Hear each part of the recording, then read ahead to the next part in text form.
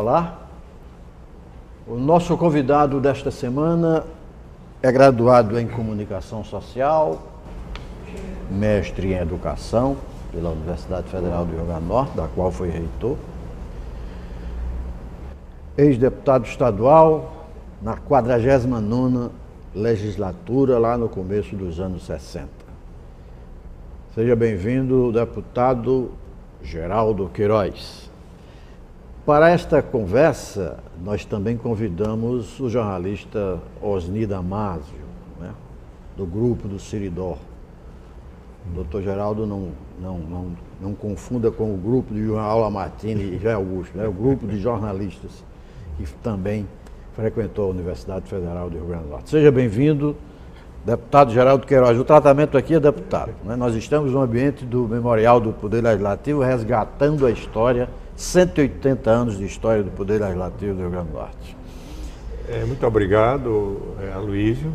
É uma honra estar participando desse programa, compartilhando aqui com o Aloysio e com o Osni alguns momentos sobre a memória do Estado do Rio Grande do Norte, porque de qualquer forma a memória do Legislativo conta a história, significa a memória do Estado do Rio Grande do Norte.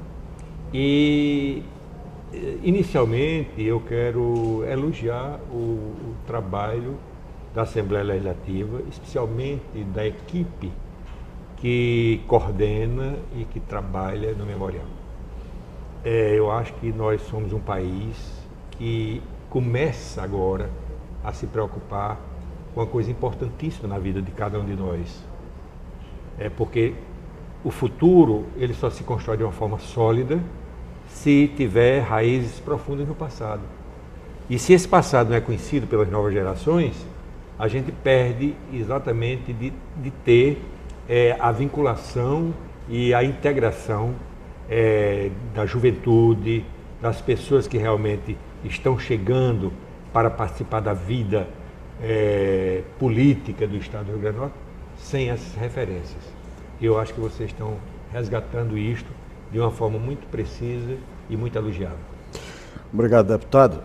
A história dos parlamentos, né, com raríssimas exceções, também acaba contando a história de lideranças políticas, regionais, locais. Antes de Geraldo Queiroz chegar no parlamento, tinha um irmão seu que já estava aqui, Gerôncio Queiroz. Certo. E antes de Gerôncio houve alguém? Quem era a liderança por trás de Gerôncio? Veja o seguinte, nós somos de uma família, eu sou de uma família de 5 irmãos, sou o mais moço, e papai sempre foi uma pessoa muito ligada aos movimentos da região do Vale do Açu.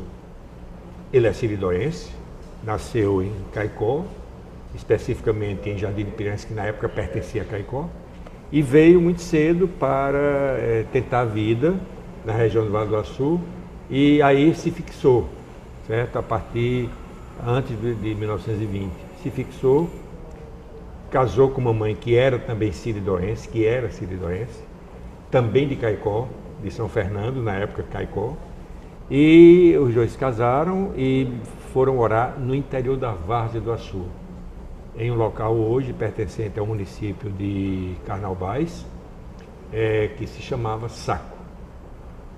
Então os três filhos mais velhos e também um filho que papai já tinha, Luiz, todos nasceram aí nesse local, certo?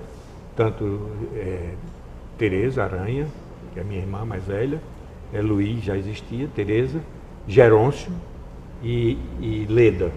E Leda é falecida. Seu pai foi o primeiro prefeito de Pendências. E aí depois, em 1936, papai veio para Pendências, onde nascemos Salete e eu, o fim de rama. Isso. E papai sempre foi uma pessoa muito ligada, vamos dizer, aos movimentos, principalmente eu chamaria de movimento solidário na região. É uma coisa que nos atingia profundamente, era, por exemplo, as cheias do Riaçu.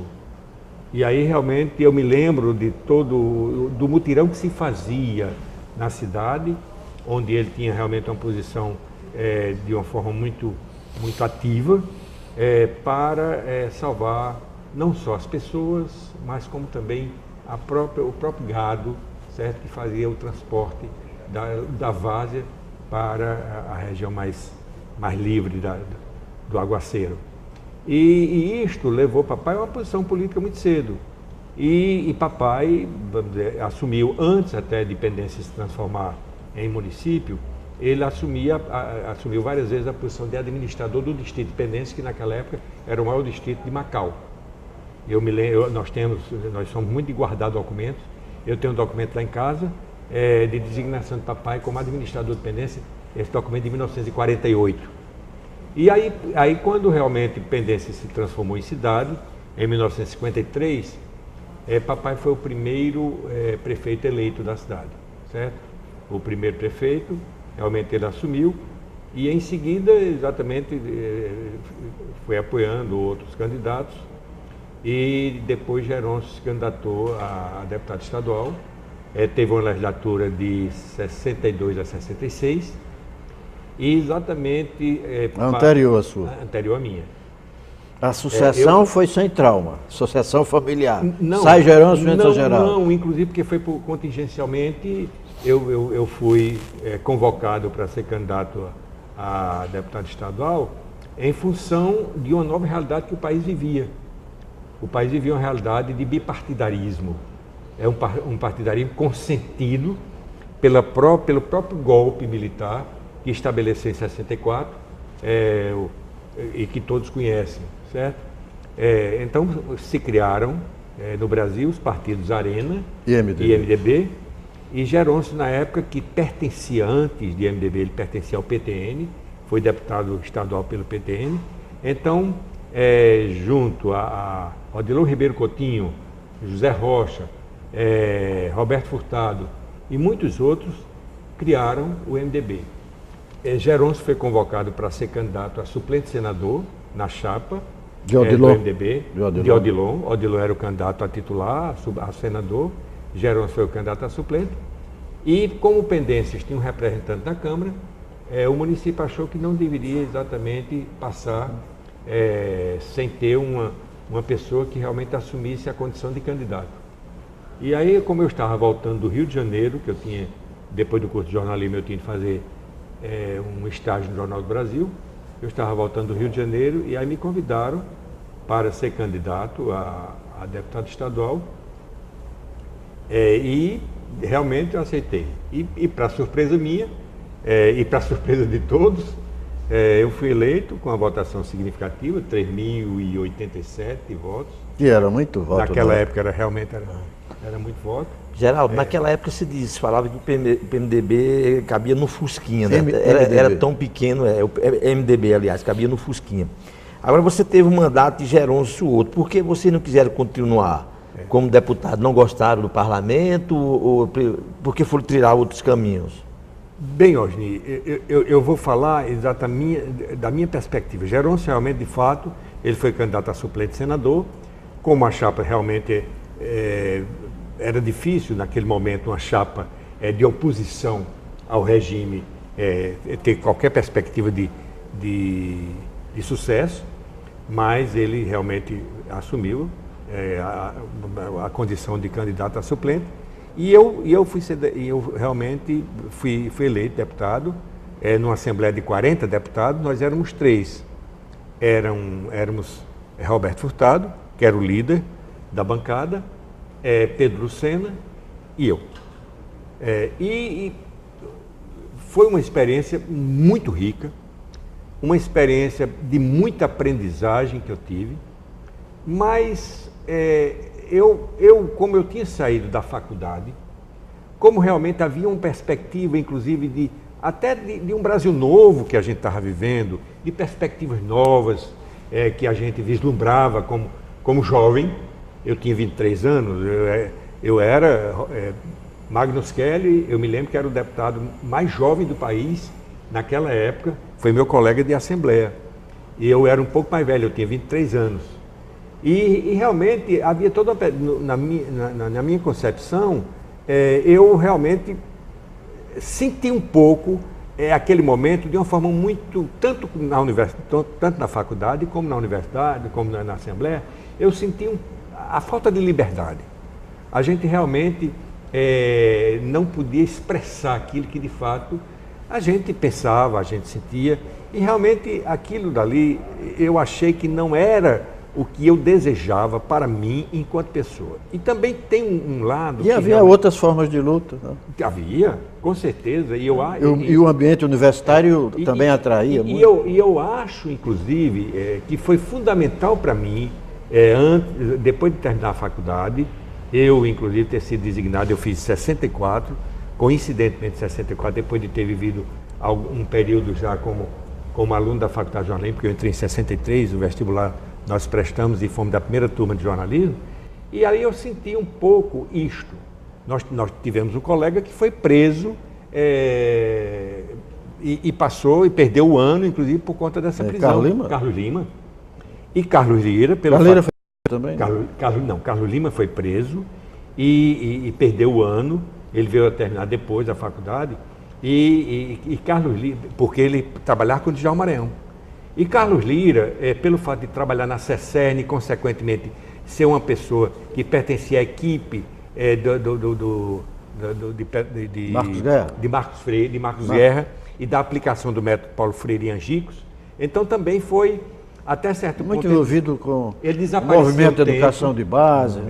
Ele desapareceu um tempo e depois voltou. Então, aquilo tudo nos atingia, como pessoas que realmente os colegas realmente desaparecerem, veio os colegas realmente presos. Então aquilo tudo eu percebi, e também em contato com a Assembleia, outra coisa que me fez ver é que realmente, pessoalmente, eu me afinava muito mais com o trabalho executivo do que com o trabalho legislativo. E aí eu achei, juntando as coisas, e principalmente a falta de liberdade que realmente não existia na época, eu achei que não era, e aí volto ao que realmente me levou a fazer toda essa digressão. É que Caicó me ensinou muito. Eu acho que o Banco do Brasil, eu fui designado para o Banco do Brasil em Caicó, e não só assumi o Banco do Brasil, como tive a oportunidade de exercer o magistério no ensino médio. Eu fui convidado para substituir um colega nosso do Banco do Brasil, que ensinava português, no colégio estadual. Manuel Dantas, é? Não, foi Paulo César. Ah, sim, Paulo César. Foi Manuel Dantas foi meu professor, era do Banco do Brasil. Paulo César era professor, como era do Banco do Brasil e teve de vir a Natal, parece que teve que tirar uma licença, e eu assumi o lugar dele. Diocesano ou Zé Augusto? No colégio estadual. Doutor Zé Augusto. E aquilo realmente, eu achei mesmo que a minha destinação era o jornalismo e de uma forma mais específica o magistério. Geraldo, agora pegando ainda a carona na política que você falava, me parece, mesmo você se afastando do legislativo, a família, eu acho que mais Gerôncio também continuaram assim, na política, né? Não com mandato, né? Atuando ainda na independência e naquela região. Né? Não, com certeza. Gerôncio é um animal político, até hoje. Não, inclusive porque eu acho que a atividade política, o exercício dela, não se dá apenas de uma forma partidária. Isso. O exercício político se dá, por exemplo, eu acho que o exercício que a gente faz como cidadão, certo? Vinculado a determinados movimentos, a determinadas ações, a determinadas atividades, como na universidade nós tivemos, como na faculdade de jornalismo nós tivemos. A faculdade, para mim, foi uma grande experiência, riquíssima experiência que eu tive, inclusive começou também na época da Assembleia Legislativa, porque eu comecei como professor da universidade, inclusive tendo a aprovação da Assembleia, porque na época existia uma possibilidade de que aquilo realmente havia impedimento, e a Assembleia me deu permissão de ser professor da Faculdade de Jornalismo, porque eu tinha terminado, eu fui da primeira turma, nós terminamos em março de 66, e eu voltei, como em 67 eu já era professor da Faculdade de Jornalismo. E a Assembleia realmente me credenciou, aprovou é um requerimento que eu fiz. Até a Constituição de 88 você não podia exercer dois cargos públicos. Exatamente. Né? Então eu pedi licença à Assembleia, a Assembleia me permitiu, eu fui professor da Faculdade de Jornalismo, e aí realmente na faculdade é que aí juntaram as duas coisas, tanto o jornalismo como o magistério. E aí realmente eu me dediquei. É tanto que quando eu terminei o curso, a Assembleia Legislativa, eu me dispus a não mais ser candidato. A minha decisão foi muito cedo tomada de não querer mais ser candidato a deputado estadual e fiz em 70, eu saí da Assembleia em janeiro de 71. Trocou a Assembleia pelo Banco do Brasil? Não, eu já tinha sido do Banco do Brasil. Não. Eu já tinha deixado o Banco do Brasil, porque o Banco do Brasil eu fiz o concurso... Quanto tempo você passou? 9 meses. Em Caicó? Eu passei 9 meses em Caicó no Banco do Brasil. Você deixou o banco para concluir jornalismo? Eu deixei o banco para concluir jornalismo, inclusive pedi demissão ao banco para concluir jornalismo. Você tentou servir em Natal pelo banco? Eu pedi transferência ao banco, o banco não me permitiu. Eu aí pedi uma adição ao banco, não, pedi uma permissão para vir a Natal, para pelo menos cursar um período que eu tinha que cursar na faculdade, porque senão realmente era reprovado. Era reprovado. O banco me permitiu um mês, depois eu voltei para Caicó e pedi transferência. O banco não me permitiu e eu cheguei à conclusão que deveria pedir demissão. E pedi demissão. Inclusive, eu até gostaria de fazer uma referência, que foi uma decisão muito, até certo ponto, pensada, mas sofrida. Até porque o Banco do Brasil era um grande emprego, todo mundo queria ser bancário naquela época. Né? Naquela época era o maior salário de um emprego numa cidade do Rio Grande do Norte. E para mim foi muito duro. Inclusive alguns colegas diziam, isso é louco, como é que vai deixar o Banco do Brasil? Inclusive o avô de minha futura esposa, na época, a Sônia, dizia, minha cabeça a passagem dele para o Caicó, lá ele conquistou Sônia, né? Sônia.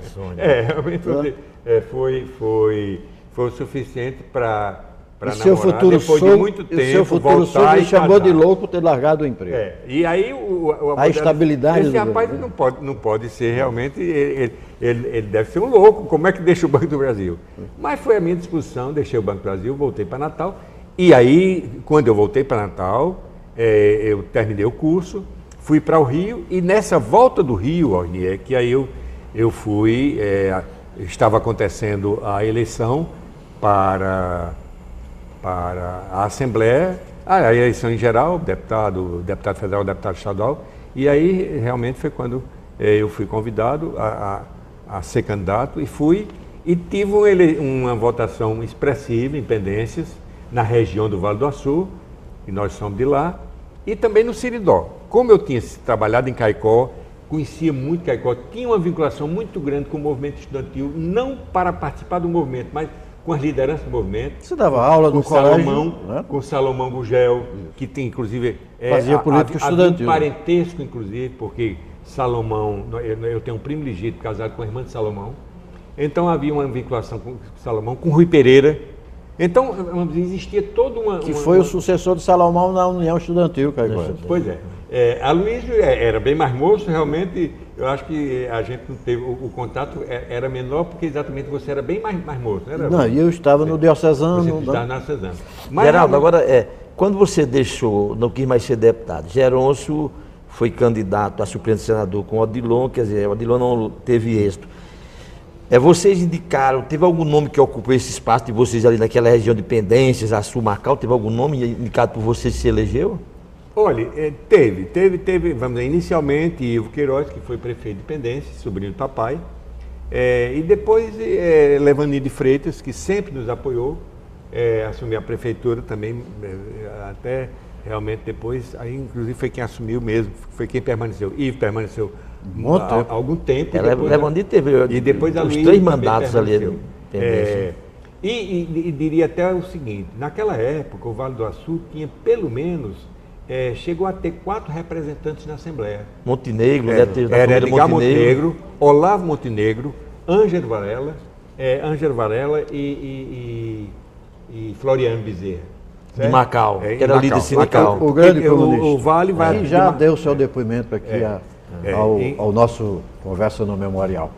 Mas está faltando uma coisa aí, entre Pendências e Natal, você passou pelo Marista, no intervalo, na volta do intervalo a gente fala sobre isso.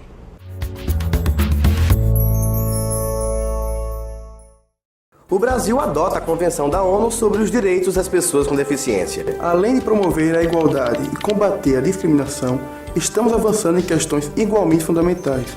Uma delas é a mobilidade pessoal, que deve garantir trânsito seguro e livre para as pessoas com deficiência. Está na Constituição. As pessoas com deficiência podem conviver e influir.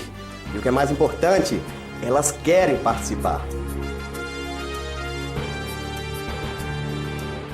Malu era uma menina muito sorridente. Adorava encontrar com os amigos, brincar de boneca, não perdia nenhum dia de aula. Seu sonho era ser dentista, mas hoje ela deixou de sonhar. Não quer mais ir à escola, abandonou as brincadeiras e não tem mais amigos. Hoje Malu deixou de sorrir.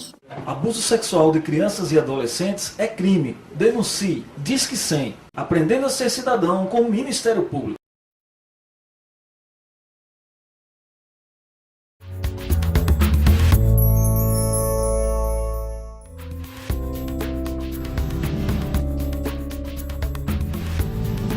Nós recebemos hoje a visita do deputado Geraldo Queiroz. No bloco anterior, o tratamento que a gente dá aqui é deputado, nós estamos aqui no ambiente da Assembleia Legislativa. No bloco anterior, faltou a sua chegada em Natal. Você é de uma geração que fez o velho exame de admissão, já foi aqui? Foi. Bem, eu, em Pendências, eu sou de 43, e realmente eu cursei todo o primário em Pendência. E aí também eu acho que é até bom frisar a importância que a educação pública tinha na época. E a educação de base. A seriedade, a responsabilidade e como as escolas formavam bem o educando. Eu me lembro que eu saí de Pendência, eu fiz até a 4ª série em Pendências, com professores como Alba Pinheiro, Sabina Pinheiro, Núbia, Elza Medeiros, Núbia Medeiros, Zeneide Medeiros, pessoas que ainda hoje a gente tem um débito para com elas, porque exatamente tudo que a gente conseguiu, a base todinha foi construída com elas. E eu saí de Pendência tendo feito o 4º ano primário. Vim para Natal, certo? Papai realmente sempre encaminhou os filhos, em termos de educação, e a gente veio e me matricularam para fazer o exame de admissão no Marista. E eu fiz o exame de admissão no Marista e passei, vindo do grupo escolar Luiz Gonzaga de Pendência. Eu acho que realmente é uma coisa que a gente tem que fazer referência para mostrar a importância e a necessidade de revalorização da escola pública, da importância, porque ela tem um papel importantíssimo. E, consequentemente, esse papel tem que ser estimulado, exercido. Certo? Eu fiz o exame de admissão no Marista, passei e frequentei todo o ginásio no Marista. Certo? E no ginásio do Marista também fiz o científico. Na época eu queria ir para o Ateneu e papai foi a única vez que ele realmente me aconselhou contrariamente. Me aconselhou a permanecer no Marista. Você estava de olho no movimento estudantil liderado pelo velho Ateneu. Era a grande escola, Lá no Marista era muito leve essa... ninguém não exige movimento. Marista, de qualquer forma, tinha alguns movimentos, apesar de, inclusive, até eu nem participava muito, mas tinha alguns movimentos também importantes no sentido exatamente da formação do jovem. Formação política. Formação política e formação exatamente de desenvoltura, certo? De cidadania. Eu me lembro que tinha no Marista um movimento chamado de Arcádia Natalense, onde as pessoas que tinham uma certa tendência para a oratória exercitavam isto. Era certo. Arcádia Natalense, tinha a Cruzada Eucarística e tinha outros movimentos. Agora, realmente, no Marista eu nunca me vinculei assim, a um movimento maior estudantil, mas foi uma grande escola, que realmente também me deu condições de depois fazer faculdade, apesar de ter feito um primeiro vestibular de medicina e não ter passado, certo? Mas de qualquer forma, aí foi um problema de papai é que de fato queria que nós fizéssemos medicina, tanto eu quanto Gerôncio. Mas nenhum dos filhos seguiu. Gerôncio é advogado, né? Advogado também, nenhum dos filhos seguiu. Você foi professor e foi diretor da Faculdade de Jornalismo Eloy de Souza, né? Que teve uma história interessante. Nomes, né? E depois você teve uma experiência no Jornal Brasil, né? Que era uma referência para todos nós estudantes daquela época, né? Antes de fazer, até de falar um pouco sobre o Jornal do Brasil, Aloysio, eu vou colocar um dado que eu esqueci e que até certo ponto termina um pouco o Marista. Eu tive a sorte de, quando no término do curso secundário do Marista, do científico, ter como paraninfo o governador Aloysio Alves. Aloysio foi um paraninfo da turma concluinte do científico. E ali estava nascendo a faculdade de Eloy de Souza. E não, exatamente, foi quando pela primeira vez eu vi se colocar, e o governador colocou de uma forma muito clara a sua intenção, a intenção do governo, o interesse de criar uma escola para a formação de jornalistas em Natal. E a partir daí aquilo ficou na minha cabeça, aquilo realmente, vamos dizer, me despertou a atenção, porque eu sempre gostei de português, sempre realmente era uma coisa que gostava de ler, certo? E aí, quando a faculdade foi criada, isso foi em 61, final de 61, dezembro de 61, a faculdade foi criada em 62, em 63... A faculdade e a Previdência Estadual também. Também, exatamente, no governo dele, governo de Aloysio. Então, em 60... O velho IPE, hoje IPERN. Em 63, quando houve o primeiro vestibular, eu fiz o vestibular de jornalismo, passei a constituir a primeira turma. E que foi uma experiência muito rica. Funcionava onde, Geraldo, a faculdade? A faculdade funcionava ainda, vamos dizer, a faculdade ela antecedeu a Fundação Zé Augusto, mas ela passou a funcionar na antiga Faculdade de Filosofia de Natal, que era naquele prédio da Fundação Zé Augusto, e que ainda hoje, desde aquela época, que a faculdade permaneceu lá, até ir para a universidade em 76. E voltando, completando a sua pergunta, então quando eu terminei o curso de jornalismo, que já tinha deixado Caicó, terminei o curso de jornalismo, e até pelo fato de ter trabalhado no banco, eu não queria ficar sem alguma função. Aí tive uma primeira experiência na Ordem. Jornal A Ordem. Jornal A Ordem. Fui lá, conversei com o doutor Otto Guerra, contei a ele toda a minha história, disse realmente que tinha deixado o Banco do Brasil, e pedi a ele a oportunidade realmente de fazer parte do quadro da Ordem. E ele me deu, inclusive tive uma experiência muito rica. E era um bom quadro. Um bom quadro. Na época era o secretário de redação, se eu não me engano, era o chefe, o redator-chefe, era Tarcísio Monte. E eu tive, inclusive, até o prazer de participar na Ordem com uma pessoa que estava iniciando ainda com 14 anos, que era João Mar Moraes. Que realmente fez parte do Jornal Otto, foi a primeira experiência dele em jornal, certo?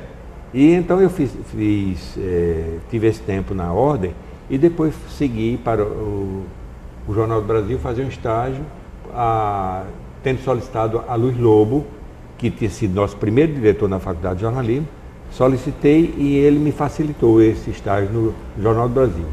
Eu passei 2 meses como estagiário do Jornal do Brasil e quando voltei, realmente foi o período em que estava ocorrendo já os movimentos para a eleição de 66. Estava nascendo o MDB e a Arena.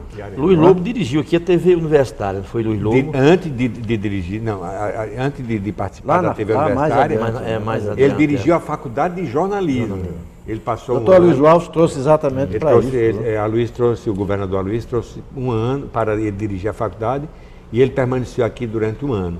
Inclusive também fez parte da equipe, eu acho, da CECERN, com aqui o secretário da Educação, que era Calazans Fernandes. Ele fazia parte da equipe, inclusive daquela Aliás, equipe. os dois terminaram se encontrando na Rede Globo muito exatamente, tempo depois. E eles, inclusive, participaram daquela experiência de Angicos, vamos dizer, era coordenado como secretário por Calazans Fernandes, que era o secretário. Em 65 estava nascendo Arena e MDB, o MDB abrigando os opositores do regime militar, e foi quando você começou a participar desde a organização do partido, certo. Antes mesmo da decisão de seu irmão Geronço se sairia ou não. Da organização, eu acho que participou mais Geronço. Eu já fui convocado, vamos dizer, o grupo era Geronço, Roberto Furtado, Odilon Ribeiro Coutinho. Os palanques já estavam montados. Pedro Lucena, eu acho que Ney Lopes, se eu não me Iberê engano, era desse grupo, Iberê? Não, Iberê veio... Foi mais na frente. Iberê compôs o MDB já na legislatura de 70. Eu já tinha saído, já não era mais deputado, quando ele compôs, ele, Garibaldi, o pessoal todo compôs o MDB. Os seus colegas deputados, só para a gente rever aqui esse tempo, os seus colegas na 49ª Legislativa era Adelso Dutra, lá de Patu, Antônio Ferreira de Melo, né? Toninho Traíra, Antônio Rodrigues de Carvalho, Toninho Câmara, que não era MDB na época. Não, era... Antônio Rodrigues Carvalho foi prefeito de Mossoró. Isso, eu estou dizendo, Antônio Câmara não era... Né? Exatamente, foi isso. Os do MDB eram Geraldo, Pedro Lucena e Roberto Furtado. Né? As Clepíades Fernandes, Benvenuto Pereira, Boanés Barbalho, Dr. Carlindo Dantas. Você conheceu o Carlindo quando passou lá em Caicó? Carlindo, e convivi com ele como deputado. Certo?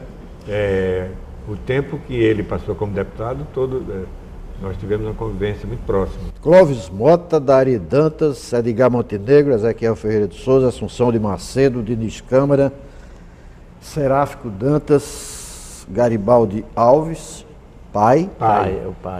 Jocelyn Vilar, José da Silveira Pinto. Esse rapaz é de Apodi, né? José de Silveira Pinto. Do Alto Oeste. Né?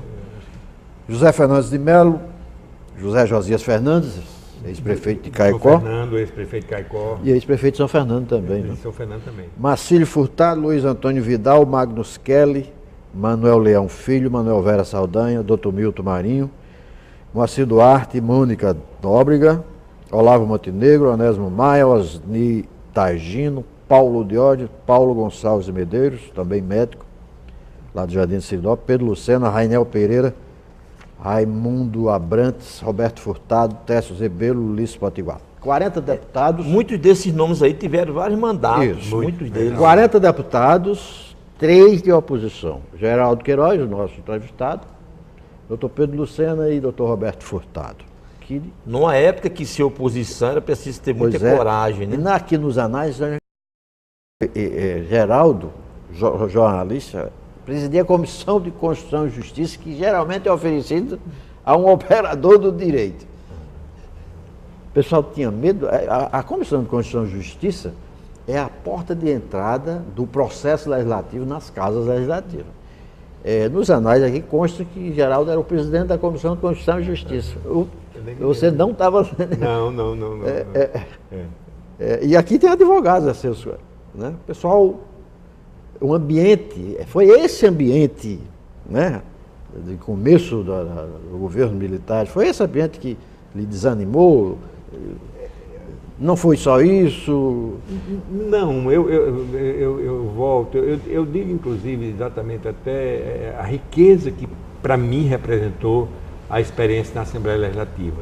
A convivência com várias pessoas, amizades que nós construímos, certo? Independente de partido. Isso. Eu acho que exatamente a amizade ela se constrói não necessariamente de um ângulo de comportamento que seja um ângulo de comportamento igual ao meu, mas de diversidades. Eu acho que isso é importante. E faço referência também até no âmbito do governo, que eu nunca vi um governo também tão tranquilo como o que nós participamos e de diálogo muito aberto, o governo de Monsenhor Alfredo. Monsenhor Alfredo, na época... Será, de algum momento você chegou assim, se hostilizado? Porque naquela época, você ser oposição. Uma bancada dessa daí, com 40 parlamentares, o legislativo, vocês 3 deputados. É a bancada do Fusquinha. Não hostilizado pela Assembleia, não. Nunca. Eu acho que realmente a gente havia muito respeito até às posições assumidas pelo partido, no caso, inclusive, lideradas por Roberto Furtado. Havia muito respeito mesmo. Inclusive, eu dou um testemunho de algumas coisas que nós conseguimos para a região, com a ajuda de alguns secretários de educação. Por exemplo, no caso, saúde, nós tivemos um problema de vacinação, que na época estava havendo um problema de febre tifoide, e a gente conseguiu um apoio muito grande, não só para isso, como também para a poliomielite, com o secretário de saúde do governo de Monsenhor Alfredo, que era Lauro Bezerra, doutor Lauro Bezerra. Nós conseguimos exatamente, e havia um relacionamento muito bom. Agora, a gente não pode dizer isso... Pois Isauro Rosado também passou pela saúde. Eu não me lembro. Agora, a gente não pode dizer isso, Osni, com relação à estrutura maior do país. Eu me lembro que, inclusive, isso daí me gerou problemas sérios para o resto da vida, por conta de umas declarações que eu dei ao Diário Natal, na época da posição que Djalma Marinho assumiu de renunciar à Comissão de Constituição e Justiça da Câmara Federal, para não caçarem, por conta da determinação que o governo militar impôs para se caçar o deputado federal Márcio Moreira Alves. E ele disse que, antes de qualquer coisa, a honra, tudo é o rei, menos a honra. E renunciou. E por conta dessa renúncia de Djalma, que foi uma repercussão em todo o Brasil, de apoio à posição que ele assumiu, eu, além de passar um telegrama para ele, também manifestou favorável, publicamente. Me manifestei publicamente favorável. Coincidentemente, essa manifestação se deu no dia 13 de dezembro de 1968, eu dei de manhã a declaração, logo agora. Ou de manhã ou à tarde, e se eu não me engano era na sexta-feira, quando exatamente foi estabelecido, foi decretado o AI-5, o Ato Institucional número 5, que aí foi o maior aperto que a ditadura estabeleceu, inclusive caçando mandatos, fechando parlamentos, e que exatamente a gente aí ficou sem saber o futuro do país, o destino do país. E eu me lembro que eu tive que, por conta dessa declaração, aí vem a sua resposta, por conta dessa declaração, eu tive que sair daqui 10 horas da noite para Caicó, para não ser preso. Eu fui, meu companheiro de viagem, quem foi dirigindo o carro foi Anchieta Jacome, lá de Pendência, meu conterrâneo, muito amigo, e que realmente, nessas horas, profundamente solidário, me acompanhou até Caicó. E eu fui me socorrer de 2 pessoas. Primeiro, o pai da minha noiva, que era Jaime Faria. Cheguei já de madrugada em Caicó, bati na porta de Jaime, disse a ele o que estava ocorrendo, e imediatamente lá saímos para casa de um grande amigo que nós tínhamos, e que ainda hoje a família ainda é toda nossa amiga, a família de Ezequiel Elpidio. Ezequiel Elpidio de Medeiros nos acolheu no sítio Riacho do Meio, a uns 5 ou 6 quilômetros de Caicó. E eu fiquei lá escondido durante 10 dias, para poder realmente passar um pouco a fase mais negra disso, certo? Ao voltar, tive que ir à base aérea responder questionamentos que a base aérea realmente me fizeram por conta dessas declarações, por conta do meu posicionamento. Quando você fez o concurso para a universidade, o SNI não bisbilhotou sua vida? Não, inclusive... Aquele tempo tinha a ASE. Não, antes da ASE. Eu fui impedido de entrar na universidade, apesar de ter sido concursado. Fiz o primeiro concurso de professor da universidade, que era de auxiliar de ensino. Fiz o primeiro concurso, fui aprovado em primeiro lugar, e 3 professores, no caso... Denise Phillips, que também foi primeiro colocado na sua disciplina, porque o concurso era feito por disciplina. Denise foi aprovada em primeiro lugar na sua disciplina, Eider Toscano de Moura também foi aprovado na sua disciplina em primeiro lugar, e eu. Nós fomos chamados pelo reitor Onofre Lopes, sem eu saber o que era, para dizer, isso ele recebeu cada um de per si, individualmente, para dizer do impedimento que estava recebendo para a nossa contratação.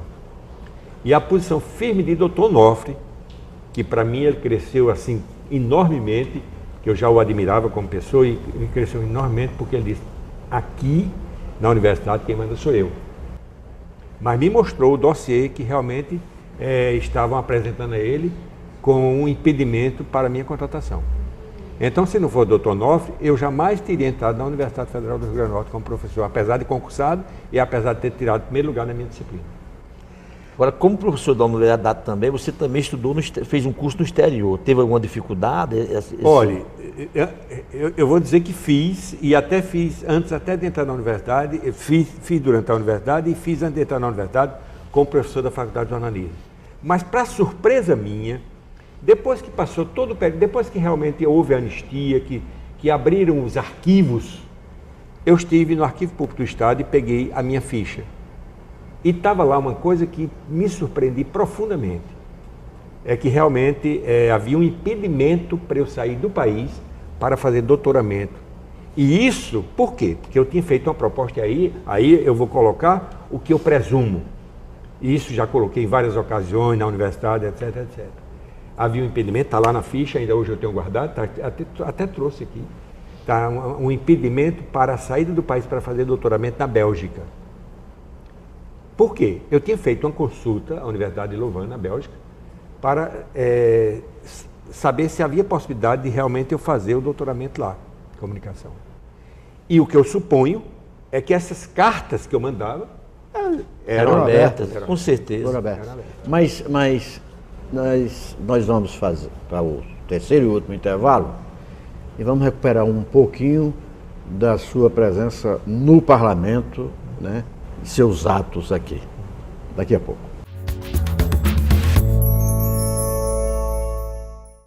Eu queria beber água, mas nunca poderia. Eu queria ler um livro, mas nunca enxergaria. Eu queria viver, mas não conseguiria. Graças ao nobre ato de doação de órgãos, essas pessoas podem estar aqui hoje, fazendo tudo aquilo que o acaso lhes tirou e tendo uma nova chance de viver. Seja um doador de órgãos. A vida pode continuar para sempre. Doe órgãos, doe vida. Informe a sua família.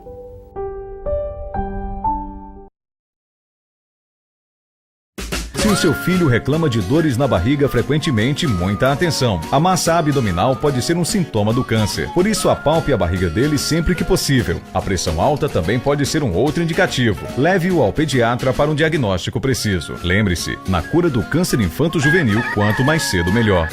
Uma iniciativa da Casa do Val Paiva.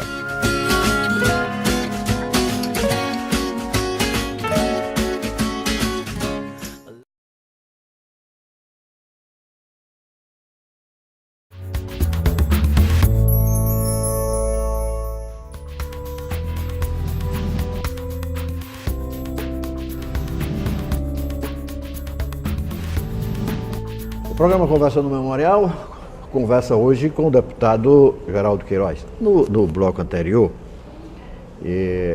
ficou a proposta da gente retomar ao seu mandato. Você fez parte de uma bancada que, pela primeira vez, elegeu o governador pela via indireta. De 40, imagino que o doutor Cortez Pereira teve só 37 votos, tá? Teve 3 votos contra só. Veio todo mundo votar na sessão? Aloysio, antes até de entrar nessa, eu gostaria de retroceder um pouco para fazer uma referência, para mostrar um pouco o nosso comportamento político e por que o comportamento político que realmente, como é que a gente assume e por que a gente realmente cresceu dentro dessa concepção. Papai era uma pessoa que assumia a política de uma forma muito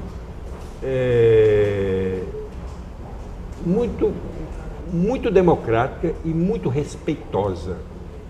Que eu acho que, inclusive, hoje é importantíssimo que a gente tenha isso em mente. E a gente sempre teve isso de uma forma muito forte, porque foi um exemplo que a gente recebeu permanentemente. Eu me lembro que o nosso adversário lá em Penência, o maior adversário que nós tínhamos era meu padrinho, inclusive, João da Rocha, e era o nosso vizinho. E nas apurações, que eram feitas inclusive em Macau, nós íamos participar da apuração, eleição, por exemplo, de prefeito, eleição majoritária, etc. E estávamos lá o grupo de papai, ligado a papai, e o grupo de João da Rocha. Quando saiu o resultado, se o grupo de João da Rocha fosse vencedor, papai saía do local para ir lá parabenizar João da Rocha.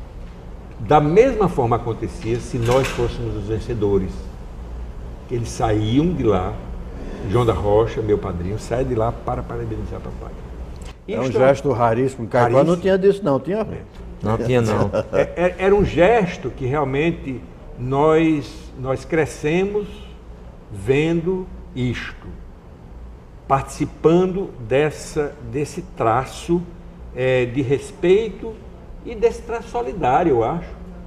Porque a política ela deve ser feita principalmente com respeito às ideias, com respeito às pessoas, debate de com ideias, respeito às posições que são assumidas.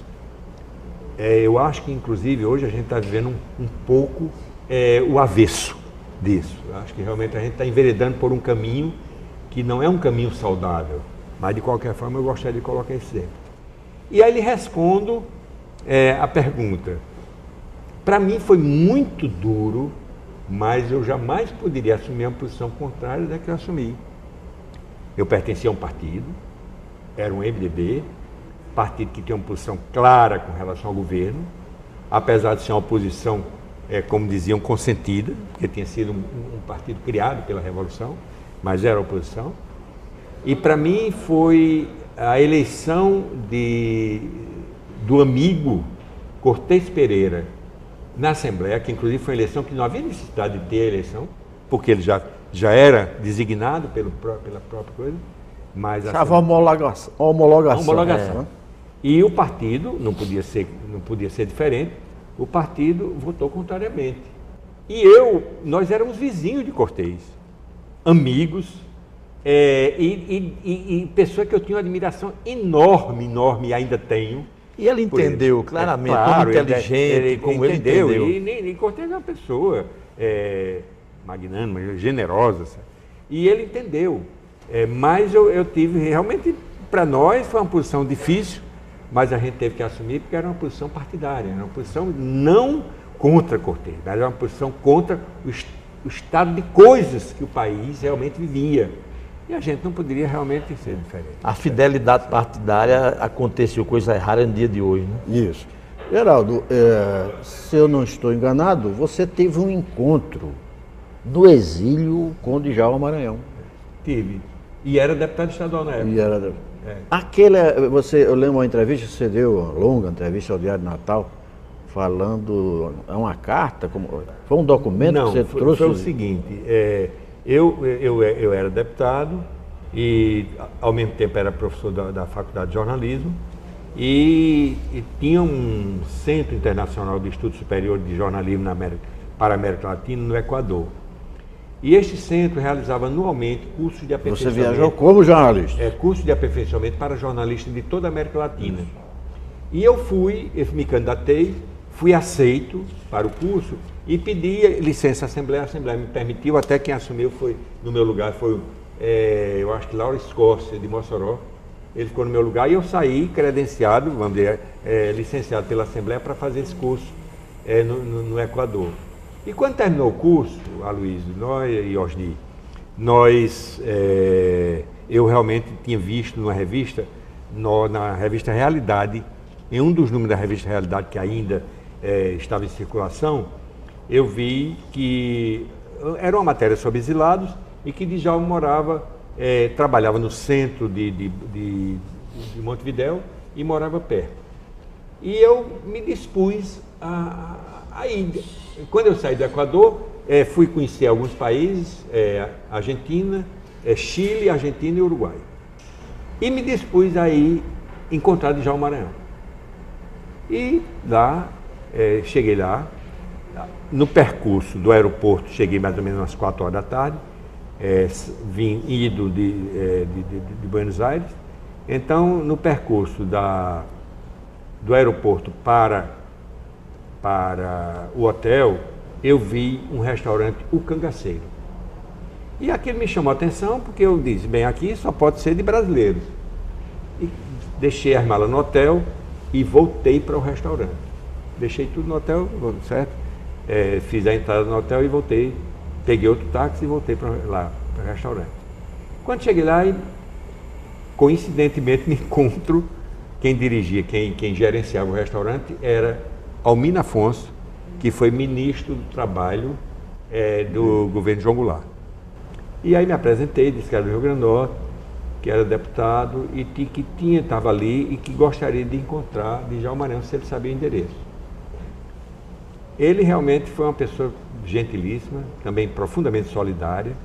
Não só ele me disse que sabia onde Djalma morava, como telefonou, no mesmo instante telefonou para Djalma e me passou o telefone. Eu falei com o Djalma, não tinha muita aproximação com o Djalma, mas conhecia, ele já tinha ido em nossa casa lá em Pendência. Então eu marquei um encontro com ele e fui ao encontro dele lá, no apartamento onde ele morava, no centro de... Conversamos muito, certo? Eu me surpreendi com o número de jornais que tinha na sala de Djalma Maranhão. Era uma montanha, não vou dizer um monte de jornal, não era uma montanha de jornais. Jornais antigos, jornais que ele realmente lia e eu acho que guardava, certo? Ele era uma pessoa profundamente amorosa com o Natal. Dizem que ele morreu de saudade, né? Dizem, né? Uhum. Então ele conversamos muito, me atendeu muito bem. E aí, já na hora do almoço, ele me convidou e nós saímos para almoçar numa feira que tem em Buenos Aires, em Montevidéu, chamada a Feira de Tristão Navarra. E nós fomos, depois de tudo isso, perguntou por várias pessoas, perguntou por Roberto Furtado, perguntou por Carlos Lima, perguntou por Afonso Laurentino, inclusive até me mandou um recado para Afonso Laurentino, um bilhete, alguma coisa nesse sentido. Eu acho que até uma carta, um bilhete. E aí disse que também gostaria de me mandar uma carta. Aí eu trouxe uma carta dele para a dona Dária, esposa dele. Pronto. Então isso daí foi uma surpresa muito grande. Eu acho que talvez até também, não sei se isso contou para que depois eu fosse fichado também, não sei. Mas de qualquer forma a gente vivia com tanta vigilância em cima da gente. Era um vigiado, cada passo. Desceu no aeroporto, na América Latina, imediatamente todos os países ficaram sabendo. E para o Uruguai manter contato logo com 2 exilados. Então, resultado, nós tivemos, depois, eu até tenho lá em casa, um livro dele, onde ele foi até publicado por Carlos Lima, depois da morte dele, onde ele fala, nesse encontro que teve comigo, em uma carta que manda para a esposa. Geraldo também participou da primeira eleição direta no ambiente universitário. Você foi na segunda, você foi eleito na segunda, a primeira foi Daladier. Foi. Né? Você foi eleito pelo processo direto, né? Aí foi. A consulta já com a comunidade. Luiz, só um pouquinho, ia antecedendo a eleição de Geraldo Reitor, ele foi secretário de Educação de Natal no governo Zé Agripino. Foi. E ele foi secretário também de Educação de Natal no governo Zé Agripino. Foi secretário também de Planejamento Urbano. Do IDEC, foi diretor do IDEC, né? Não, ele foi do IDEMA. Do IDEC, que hoje na nossa época foi transformado em IDEMA. IDEMA. Mas você também foi secretário de Planejamento do município. Secretário de Planejamento e aí Gestão Estratégica no governo de Carlos Eduardo. E presidiu o Complan. Eu presidi o Complan, exatamente, na época do governo de Carlos Eduardo. Que é uma abacaxi, presidiu o Complan, né? Você mandava o seu adjunto ou você participava das reuniões? Todas as reuniões eu presidi. São movimentadíssimas as reuniões do Complan. Sobre a eleição na faculdade. Mas só um dado interessante. Geraldo praticamente quase que foi impedido pelo regime de ser professor universitário, que tentou impedir, depois volta como reitor eleito pelo processo democrático, né? Veja o seguinte, antes de ser reitor... Eu acho que ele chegou lá por isso, né? A comunidade votou nele, não o SNI. Antes de ser reitor, Luiz, respondendo a pergunta que você fez, na gestão anterior, na eleição do reitor Daladier, Cunha Lima, nós fomos candidatos não a reitor, eu fui candidato a vice-reitor. Na época, a chapa Bom Senso realmente apresentou candidatos a reitor, e eu fui, nessa chapa, eu fui candidato a vice-reitor. Quase que ganhava a eleição. E fui o vice-reitor mais votado na primeira eleição, foi o vice-reitor de maior número de votos. Que você podia votar, você podia votar... O voto era vinculado? Não, eu não me lembro. Não, eu acho que o voto... Eu não sei. Realmente você me faz uma pergunta que realmente eu não me lembro. Mas o fato é que a eleição, em termos de votação, porque você votava exatamente na chapa e você poderia exatamente votar... eu realmente não me lembro. Eu sei que em termos de número de votos, eu fui o vice-reitor mais votado. Aí na outra eleição, aí realmente saí como candidato a reitor, numa chapa de 6, era a lista sexta, e aí a nossa chapa foi a vencedora. Na primeira eleição direta, quem presidiu esse processo, quem deflagrou esse processo, foi o reitor anterior, doutor Genibaldo. Né? Genibaldo Barros. Foi. Para a eleição da Daladier. Isso, para a eleição da Daladier, que era considerado um pacifista, né? Certo. E Genibaldo sucedeu, me parece que Diógenes, né? Diógenes, Genibaldo, Daladier e Geraldo. E já ali havia a expectativa de mudanças, né, no processo, né? Os colegiados superiores passaram a tomar algumas decisões, né, para ser, pelo menos a ser ouvido, né? Aí veio a sua eleição, que já foi mais, a mobilização já foi maior, eram 6 chapas, né? 6 candidatos. Não, eram 3 chapas e em cada chapa 6 candidatos, porque tinha que ter uma lista sextupla porque mesmo havendo a eleição direta, essa eleição ainda faltava a homologação do Ministério da Educação. Teria que ser homologada pelo Ministério. Resultado, na minha época, eu fui até, foi ótimo você abordar isso para eu colocar um dado aqui muito importante. Eu fui o primeiro reitor nomeado pelo presidente Collor. Foi da época, eu fui exatamente da época. Então, a época em que a universidade realmente sofreu muito nesse período, muito mesmo, porque realmente, primeiro porque houve muita mudança de ministro da Educação. Nós passamos por vários ministros da Educação e particularmente na universidade, nós tivemos um problema seríssimo, eu acho que talvez até vocês se lembrem, que foi o problema de contingenciamento de recursos no governo de Collor, e que a universidade, isso eu assumi em maio, em julho, como tinha havido contingenciamento de recursos, inclusive do período anterior e da minha época, não tinha sido liberado nem 12% do orçamento, nem 12%, nós já estávamos em julho, e algumas ações judiciais ganhas foram porque realmente tinha havido a mudança do seletismo para estatutário, e algumas ações ganhas. Regime jurídico único. Regime jurídico único. Algumas ações ganhas no âmbito da Justiça do Trabalho, o juiz mandava ser, a universidade realmente perdia. Bloqueado os recursos. Bloqueado os recursos. Então, realmente,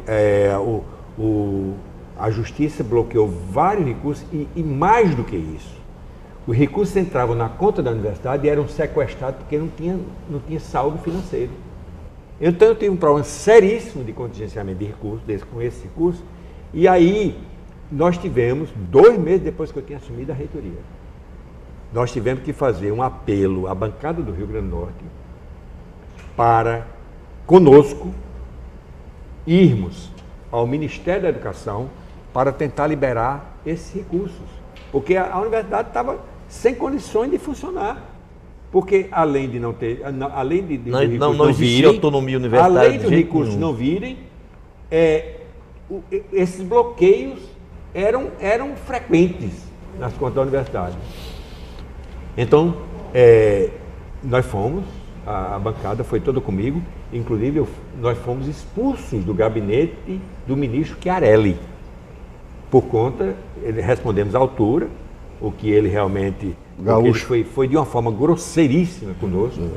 E aqui eu gostaria de fazer uma referência a uma pessoa que foi profundamente solidário comigo nesse período, que foi, na época, era deputado federal, Aloysio Alves. Ele foi de uma extrema solidariedade no sentido de defesa do patrimônio público que significava a Universidade Federal do Rio Grande do Norte. Foi ele que conosco, vamos dizer, me acompanhou e liderou todo esse movimento e exatamente a posição firme que nós assumimos como reitor, ele aprovou e realmente também o ministro Chiarelli. Esse caso teve muita repercussão na imprensa. Teve. Ainda hoje eu ainda vou escrever sobre isso. Por falar em escrever sobre isso, nós estamos chegando ao final do programa, lamentavelmente. O doutor Geraldo tinha muito mais coisas para contar aqui, mas eu queria terminar o programa com Geraldo Queiroz, o escritor. Eu soube que você está preparando as memórias da faculdade de Eloy de Souza. Aloysio, estamos. Eu até diria estamos no plural mesmo. Porque veja o seguinte, este livro, em 2008, eu recebi um convite para fazer uma apresentação sobre a faculdade em um congresso da Intercom que estava havendo no Congresso Nacional. E desde aquele tempo me deu, vamos dizer, achei que deveria realmente, a faculdade tinha sido um momento tão importante na vida do Rio Grande do Norte que valeria a pena a gente resgatar aquela história. Agora, com a consciência de que aquela história não me pertencia, nem tinha sido vivida apenas por mim. Tinha sido vivida por várias pessoas. Uma geração. Uma geração. Foram 15 anos de existência da faculdade, mas uma existência muito rica e de uma presença marcante no Rio Grande do Norte. E aí nos juntamos com algumas pessoas, somos 4 organizadores, vamos dizer, Rejane Lordão, que foi aluna de jornalismo e foi diretor da Biblioteca Pública de Zila Mamed, na universidade, Nicolau Frederico, que foi professor na universidade na época que eu fui diretor da faculdade, Tarcísio Gugel foi da última turma que ingressou na faculdade, que concluiu já ingressou na faculdade e concluiu na universidade, já em 1977, e nós estamos organizando, e dividimos o trabalho em duas partes. Uma parte de textos antigos, desde a época eu tenho um arquivo muito grande, onde tinha muita coisa guardada. Então, por exemplo, tem Aula da Saudade de Walden Madruga, tem Crônica de Berílio Vanderlei, tem crônica de Jorge Batista. E tem os anais do checkmate, que foi o grande... Tem coisa do checkmate, inclusive a primeira manifestação dos estudantes com relação ao checkmate, que foi criado por eles. E tem os textos novos de pessoas que passaram pela faculdade. Cassiana Arruda Câmara, João Mar Moraes, Emanuel Neri, Ana Consentino, Padre João Medeiros passaram ou como alunos ou como professores, certo? Albimar Furtado. A minha turma foi a primeira totalmente na universidade. Salésia Dantas, João Batista Machado, Rejane Cardoso, Rejane Lordão. Então, está um trabalho muito rico. E a gente pretende, vai ser editado pela Edfurne, editora da Universidade Federal do Rio Grande do Norte, e a gente pretende pelo menos até março do ano que entra, estar com esse trabalho aí sendo. Muito obrigado, deputado, pela presença, obrigado, Osni, obrigado você, telespectador. Fica o convite para o nosso próximo Conversa no Memorial. Até lá.